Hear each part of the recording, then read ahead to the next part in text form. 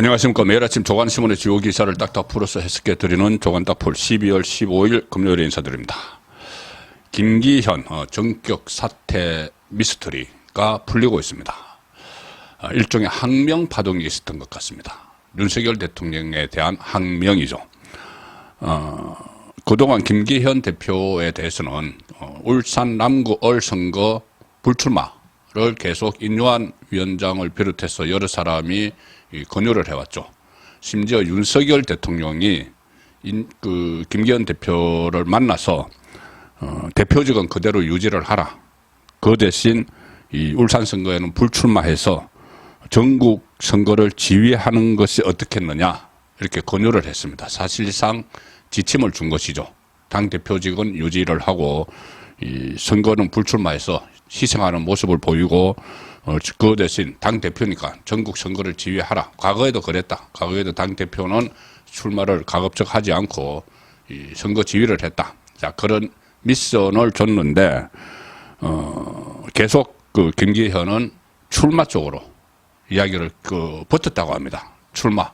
그러니 이 전체 정당을 위해서 당을 위해서 이 총선을 지휘하는 그 일보다 본인이 울산에서 5선을 하는 국회의원을 한 번 더 하는 거기에 더 무게를 둔 것이죠. 그러다 장제원 의원이 선제적으로 불출마를 먼저 선언을 하니까 어쩔 수 없이 이 당 대표직을 내려놔 버리는, 아예 당 대표직을 내려놔 버리는, 그리고 울산 그 지역구는 지키려고 하는 그런 상황이 됐습니다. 그리고 그 와중에 이준석과 내통을 한 것이 덜 통해 나니까 서둘러 SNS를 통해서 사퇴 의사를 밝히는 그런 이해할 수 없는 그러니까 집권 여당 대표가 그런 행동을 했다고 믿기지 않는 식의 행동을 보였습니다. 특히 윤석열 대통령은 네덜란드 국빈 방문 출국하기 전날 면담을 했습니다. 면담을 해서 김기현과 면담을 해서 설득을 했고 장제원도 설득을 했고 그런데 이 김기현이 장제원 의원이 선제적으로 던져버리니까는 잠행에 들어갔죠. 잠행에 들어갔을 때도 윤석열 대통령이 네덜란드에서 전화를 걸었다고 합니다. 김기현에게 전화를 걸어서 대표적은 유지하라. 그 대신 불출마하면서 전국 선거를 지휘하라. 이렇게 또 이야기했는데 결국 이준석과 만난 것이 덜 통해 나니 바로 던져버리는, 자, 일종의 항명이죠. 자기의 욕심을 채우기 위해서 울산 5선 당 대표로 선거를 맡아서 나중에 선거에서 지게 되면은 본인에게 또 책임이 돌아가고 하니까 아예 그 책임을 회피하면서 국회의원 배지 한번 더 달고 5선을 하려는 그런 행동을 보여서 윤석열 대통령이 경로했다. 자, 그런 보도가 나왔던 겁니다. 일단 JTBC가 어젯밤에 내보낸 기사 먼저 소개해 드리겠습니다. 단독해서 불출마 권했는데 대표직 사퇴, 김기현 용산 뜻과 정반대 결단. 자, 윤석열 대통령이 지난 일요일에 순방이 떠나기 전날이죠. 네덜란드 국빈 방문 떠나기 전날 김기현 대표를 용산으로 따로 불러서 만났습니다. 그런데 김기현 대표는 불출마하라는 그 대통령실 뜻과는 반대로 대표직만 던지면서 사실상 정반대로 움직여버렸다. 용산 대통령실에서 윤석열 대통령이 그때 김기현, 인요한 두 사람을 같이 만났죠. 그 오찬을 가진 뒤 이틀 만에 또 네덜란드로 출국하기 전날 만나서 설득을 했는데 말을 안 들었다는 겁니다. 이후에 김기현 대표는 당 안팎에서 당 대표직을 유지하되 총선은 불출마해달라는 취지의 메시지를 계속 전달을 받았고 당 쇄신을 위해선 지도부와 친윤계 의원의 희생이 불가피하다, 이런 의견을 계속 들었습니다. 실제 친윤계 핵심 장제원은 11일 밤 불출마 의사를 밝히면서 쇄신의 불을 땡겼는데, 그렇지만 그 이후에도 김기현은 별다른 입장 없이 잠행에 들어갔고 이는 불출마 선언을 하지 않겠다는 메시지로 읽혔죠. 네덜란드에서 이 같은 상황을 보고받은 윤석열 대통령은 부정적 입장을 보인 걸로 전해진다. 뭐 기사는 이렇게 보도를 하지만은 경로했다는 이야기죠. 화가 단단히 났다는 이야기입니다. 이후 김기현은 사퇴를 압박하는 당 안팎의 전화를 여러 통 받았고 13일 떠밀리듯 대표직 사퇴를 발표했다. 그런데 불출마에 대한 언급은 아예 없었다. 사실상 용산의 메시지와는 반대로 갔다. 그 와중에 또 이준석 만난 것이 들통이 났죠. 자, 서울신문 오늘 3면 기사입니다. 3면. 외연 확장으로 윤심 잡으려던 김기현, 윤 분노 전해 듣고 페이스북 사퇴 선회한 듯. 그러니까는 이상민도 만났다고 합니다. 민주당을 탈당한 이상민. 그리고 이준석을 만나서 이준석을 또 뭐 끌어들이고 뭐 이상민도 입당시키고 해가지고 자 봐라 내가 이렇게 외연 확장을 하고 있으니까 나 이거 그 당 대표직도 내가 같이 하고 울산에도 내가 출마를 하겠다. 양손에 떡을 그대로 갖고 가겠다. 그리고 내가 이렇게 외연 확장을 위해서 소위 말하는 외연 확장을 위해서 이준석도 포용을 하고 이상민도 입당을 시키려고 노력하고 있다. 이걸 보여주려고 했는데 그걸로 윤심을 잡으려고 했는데 오히려 양손에 떡을 그대로 들고 있으려고 하니 윤석열 대통령이 분노했다. 그리고 갑자기 페이스북 사태로 선회했다. 이 이야기입니다. 흔한 기자회견도 없는 김기현 전 국민의힘 대표의 다소 이례적인 페이스북 사태에 대통령실과 여당 사이에 미묘한 불협화음이 있었던 게 아니냐는 분석이 나온다. 대통령실과 여당 사이라기보다 대통령실과 김기현 사이죠. 정확히 표현을 하면. 용산은 김기현에게 총선 불출마를 원했지만 김기현이 불출마 의사가 없는 당대표직 사태로 대응하면서 적지 않은 간극이 표면화됐다. 나중에는 이제 당대표직은 사퇴하겠다는 이야기를 했다는 거죠. 처음에는 양손에 떡을 다 들고 있다가 도저히 안 되니까 둘 중에 하나는 내려놔야 되니까 이 본인의 5선, 개인적인 욕심, 5선에서 뭐 국회의장이라도 뭐 하고 싶었겠죠. 그래서 그것은 계속 가지고 가겠다. 그런데 나중에 총선에서 책임을 져야 될지도 모르는 당대표직을 내려놓겠다. 나중에는 그렇게 했다는 이야기입니다. 대통령실은 김기현의 불출마 선언을 원했지만 김기현은 불출마 여부에 관해 언급하지 않은 채 당대표직을 사퇴한 뒤 자맹을 택했다. 지금도 자맹하고 있습니다. 국회에 출근하지도 않았고 휴대전화 전원도 꺼뒀다. 당대표 사퇴 관련 기자회견 계획도 없는 상황이다. 정말 무책임하다는 생각이 들지 않습니까? 여당 대표로 계속 언론과 만나고 회의도 주재하고 하다가 갑자기 잠적을 해가지고 SNS를 통해서 사퇴하겠다 하고 그 다음에 또 나타나지도 않고 이러는 상황입니다. 이 사퇴문, 김기현은 사퇴문 발표 전에 이준석 그리고 이상미 각각 만났는데 정치적 외연 확장을 꾀해 이를 토대로 대통령실과 자신의 거취에 관해 조율하려던 것이었다는 전언도 나온다. 이런 상황을 네덜란드에서 전해 들은 윤석열 대통령이 크게 언짢아했다. 분노했다는 이야기죠. 그래서 복수의 당 관계자를 통해서 용태 결단 촉구 메시지가 김기현에게 전달된 것으로 보인다. 여권 관계자는 이렇게 이야기합니다. 장제원 의원의 불출마 선언에도 김기현 전 대표가 숙고를 거듭하며 용산과 엇박자 행보를 보인 데 대해 윤석열 대통령이 불편함을 느꼈을 것이다. 실제로 갑작스럽게 사퇴를 발표를 했죠. 자, 양손에 든 떡이 이 사태의 원인이었다. 제가 말씀을 드렸었죠. 나중에 이제 떡을 하나 내려놓으려고 했는데 그게 윤석열 대통령이 원하는 게 아니고 대표직이었습니다. 그래서 사퇴하지 않을 수가 없었는데 이준석과 내통한 것이 들통이 나니까 그 보도가 나오고 나서 30분 만에 사퇴 성명을 사퇴 입장을 밝혔습니다. SNS를 통해서 시기가 빨라진 거죠. 이준석과의 그런 모습이 드러나는 바람에 그런데 사실 뭐 김기현을 만든 것도 김기현 대표를 만든 것도 끌어내린 것도 용산이기 때문에 그 다음도 윤석열 대통령의 어중이 이 비대위 구성이나 이런 데 작용하지 않을 수 없다. 자, 이런 분석 기사도 나오고 있고 다만 이번에는 총선을 앞둔 만큼 노골적으로 윤심을 대변하는 인물을 내세우기는 어려울 것이다. 이렇게 이 언론은 보고 있습니다. 뭐 윤석열 대통령과 가깝다고 해서 윤심을 내세우는 것은 아니죠. 자기 할 말은 하고 또 직언도 할 수 있는 사람들이 있습니다. 가령 뭐 한동훈 측근이지만은 호락호락하진 않겠죠. 원희룡도 마찬가지 스타일입니다. 자, 그래서 오늘 조안들에서는 자, 누가 비대위원장을 맡을 것이냐 이것을 놓고 다양한 이야기가 나오는데 중앙일보와 동아일보 정치면 조선일보 중앙일보와 조선일보 정치면 기사를 소개해드리겠습니다. 중앙일보는 여당 단독 비대위원장 체제로 원희룡, 한동훈 놓고 고민. 조선일보는 김한길 보수청서 이질감, 한동훈은 검사라서 부담. 자, 조선일보는 이 마이너스 요소들을 집중적으로 소개를 했습니다. 중앙일보는 비대위 이러면 다음 주 출범한다. 원희룡은 정치 경험 많은 것이 장점이다. 강점이다. 한동훈은 여권 대선 주자 지지율 1위.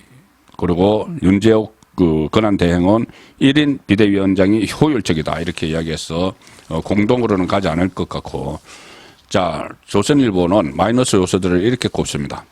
김한길은 보수청에서 이질감이 있기 때문에 좀 어렵지 않겠느냐. 한동훈은 검사라서 부담이 있다. 뭐 민주당이 뭐 검사 어쩌고 비판을 할 텐데 거기에서 뭐 신경 쓸 이유는 없는 것이죠.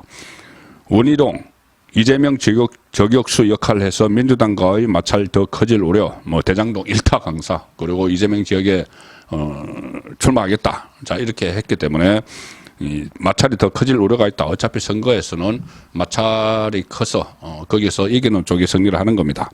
인요한 혁신이 때 거친 화법 설하 리스크 단점으로 지적. 인수위 때 뭐 그런 몇 가지 합법이 상당히 거칠다는 지적을 받았었습니다. 자, 지금 앞으로 이 국민의힘 위원회 설치 순서는 이렇습니다. 비대위, 그다음에 공천관리위원회, 선거대책위원회, 비대위, 공관위, 선대위가 쭉 앞으로 설치가 되는데 비대위는 가급적 빠른 시간에 출범을 한다. 역할은 위원장, 위원, 원내대표 등 15인 이내로 구성이 됩니다. 그래서 공관위 출범 같은 전반적 당 사무를 관리하는 게 비대위입니다. 그리고 공관위는 1월 10일까지 이 당헌 당규에 의하면 선거 3개월 전까지 하도록 돼 있죠. 좀 빨라진다는 이야기도 있습니다. 비대위원장이 비대위 의결을 거쳐서 10인 이내 위원으로 공천관리위원회는 구성을 하는데 총선 공천 전반을 관리한다. 그 다음에 공천이 이렇게 거의 진행되고 있을 때 선거대책위원회가 뜨죠. 공관위 출범 후에 거의 동시에 뜰 수도 있는데 명시적 구성 조건은 없다. 선대위는 통상 당대표와 복수의 선대위원장이 업무를 본다. 총선 기간 중 선거 전략 등 전반을 책임을 지는데 자, 여기 보시면은 선대위원장의 보통은 당대표와 복수의 선대위원장이 업무를 본다. 당대표가 공동선대위원장이 되는 경우가 많습니다. 그래서 제가 어제 말씀을 드렸죠. 한동훈이 이 비대위원장과 공동선대위원장을 겸할 수 있다. 공동선대위원장을 겸해서 사실상 한동훈 브랜드로 이 총선을 치를 수도 있다. 그리고 원희룡은 선대위에서 많은 역할을 할 가능성, 그 가능성도 배제할 수 없다. 과거에 뭐 2016년에 김종인이 민주당 가서 그런 역할을 했다는 말씀도 어제 드렸었습니다. 조금 전에 이 용산과의 관계 이야기가 나왔는데, 자, 동아일보는 오늘 그 문제를 일면 톡, 그리고 정치면 기사로 뽑았습니다. 일면 톡 기사입니다. 동아일보. 여 내부 비대위원장 누가 되든 대통령이 변해야 된다. 이런 지적이 지금 나오고 있습니다. 이 수직적 당정 관계, 수평적 바꿔야 총선 승리할 수 있다. 이런 의견도 나오고 있고, 당내에서 혁신 요구 분출. 그런데 대통령실은 우리는 당무 불개입이 원칙이다. 뭐 그렇게 이야기할 수밖에 없겠죠. 그런데 이 지도부, 총선을 앞두고 여당 지도부 문제에 뭐 뒷짐지고 있을 수는 없는 거죠. 총선 승리가 가장 절실한 사람은 윤석열 대통령 본인입니다.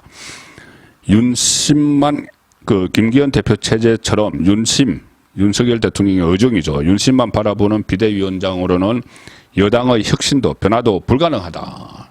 그래서 여러 사람의 코멘트를 달았는데 나경원 전 의원 코멘트가 있습니다. 동아일보 일면 톱에. 아시다시피 지난번 전당대회 때 친윤계 사퇴 압박을 받아서 전당대 출마를 포기를 했었죠. 나경원 전 의원 이렇게 이야기합니다. 비대위원장이 누가 되느냐도 중요하지만 당정 관계 재정립이 선행돼야 한다. 비대위원장의 스피커, 그러니까 발언권이 좀 커야 한다. 한마디로 존재감 있는 분이 비대위원장을 하는 것이 맞다. 이렇게, 그리고 또 대통령실을 향해 쓴소리도 할 수 있어야 한다는 취지로 이야기를 했습니다. 그래서 결국 본인이, 나경원 전 의원 본인이 그때 전당대회 때, 당대표 경선 때 한번 용산으로부터 외면을 당했기 때문에 비대위원장이 되기는 어려울 것이다. 저도 그런 말씀을 들었죠. 그런데 거기에 대해서 반박을 하는 겁니다. 오히려 대통령이 변해서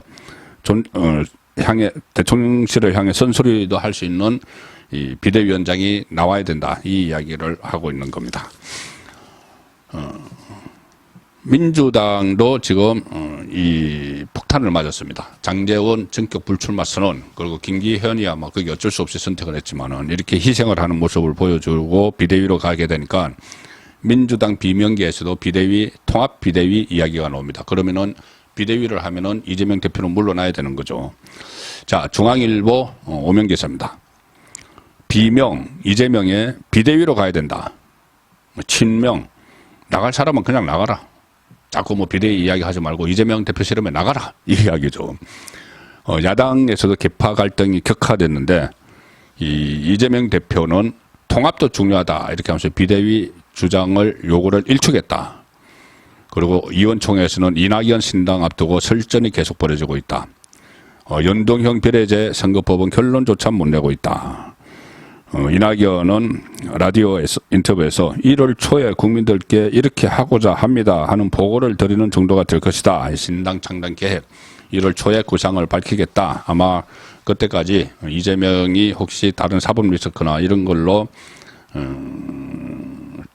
정말 총선을 지휘할 수 없을 때는 뭐 신당은 바로 접고 다시 접수하려고 들어가겠죠. 무혈 입성하려고 하겠죠.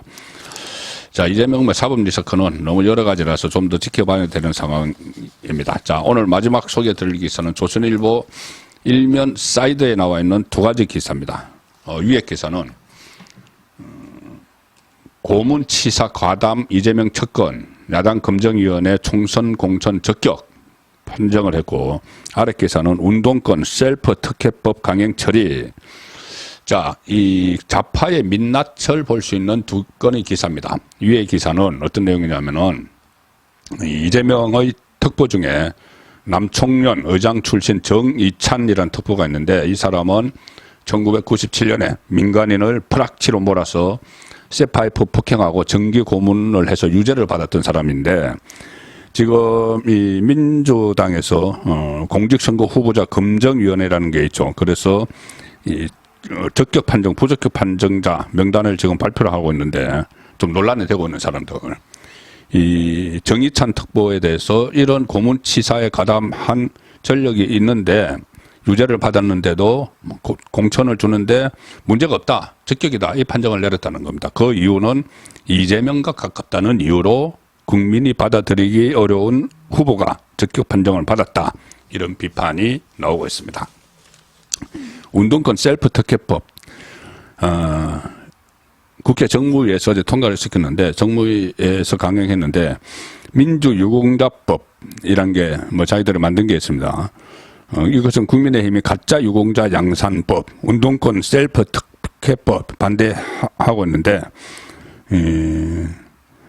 종전 민주화 보상법에 따라서 민주화 운동 관련자 9,844명 중에 다치거나 숨지거나 행방불명된 829명을 추려서 민주유공자로 지정해서 예우하자는 내용을 담고 있는데, 이게 경찰관이 사망한 동의대 사건을 기억하시죠? 그 일으킨 사람들을 포함을 해서 상당한 지금 논란이 되고 있는 겁니다.